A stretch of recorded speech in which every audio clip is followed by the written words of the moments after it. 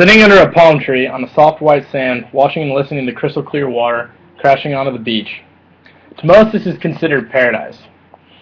Daydreaming of it isn't too hard either, but actually getting there is the tricky part. Flying is the quickest and most popular way when traveling great distances. When you book a flight, all you think about is getting to your destination.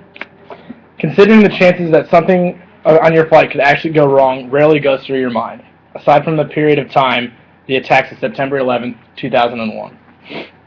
When I first watched the planes crash into the towers that morning, I didn't know what was going on. I honestly thought it was a commercial or something out of a movie, and I was too young to realize what was going on.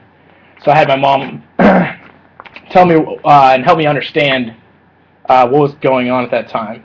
But ever since that day, I've been interested in how it happened. I've seen the worst possible outcome of a flight along with the best. This is why I will be talking about airport security today. The events that occurred on September 11th have drastically changed the way airports run their security. However, it is first important to understand how they were run before today.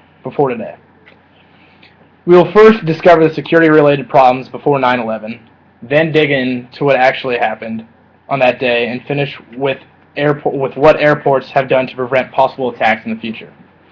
Today, there are endless ways that airports keep their flights safe. But one point, long ago, bags weren't even checked in, which obviously resulted in many hijackings and other attacks on airports and aircrafts. Before 9/11, security was not taken nearly as serious as today. The FAA, the Federal Aviation Administration, was created in 1958 because of the recognized danger of flying.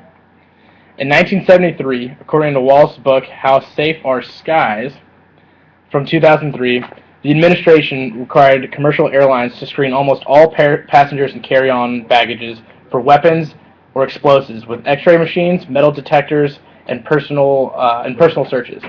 This resulted in a major decline in successful attacks. When they detect over 2,000 firearms with an X-ray machine, they realize how easy carry-on weapons can be brought on board to an aircraft. The FAA decides to have a mandatory background check on all airport and airline workers. In 1989, new screenings on machines are incorporated into almost all airports. These new machines are much more effective than X-ray machines and metal detectors. At the end of 1996, according to the same book again, How Safe Are Our Skies, the FAA announces the major airports will get 54 state-of-the-art bomb detecting devices during the next year. Airlines also now require more in-depth background checks, including criminal records, not only for employees but also for passengers. Only several months before September of 2001, the government decides that the vulnerability still exists in aviation security, but they didn't manage to come up with something better until the September 11th blindside in America. On September 11, 2001, terrorists from a group called Al-Qaeda hijacked 4 commercial airplanes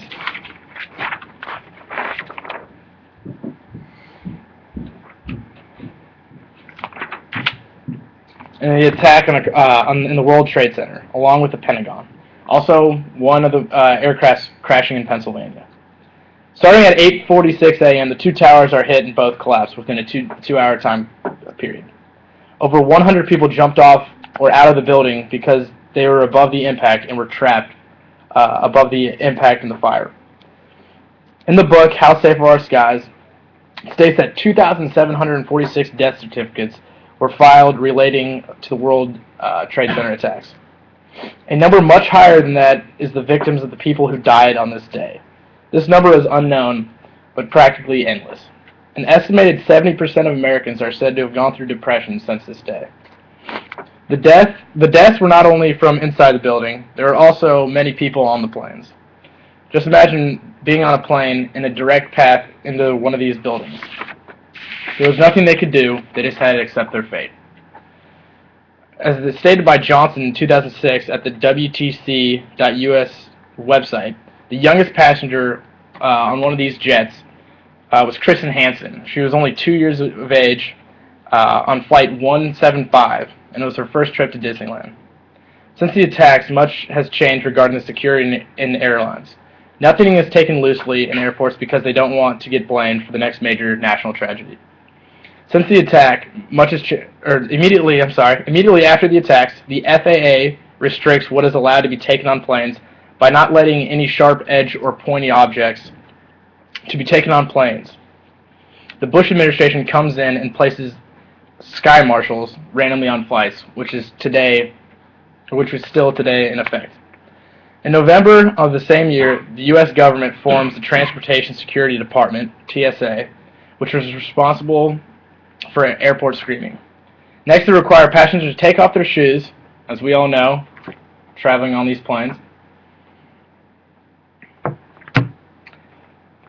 as they're getting checked because of an attempted bombing on a plane when someone actually took a plastic bomb and put it in their shoe. This just shows the degree a terrorist will go to hurt the lives of innocent people. When 9/11 happened, the terrorists broke through a cockpit doors to get into the cockpit to take control of the plane. Now they make mandatory locks on these planes to help prevent this. In 2004, the United States started fingerprinting non-United States citizens that are entering the country. After a failed attack when someone tried using liquid as a bomb, they introduced the 100 milliliter rule, which states no more than 100 milliliters on you must be carried of liquid in your bags.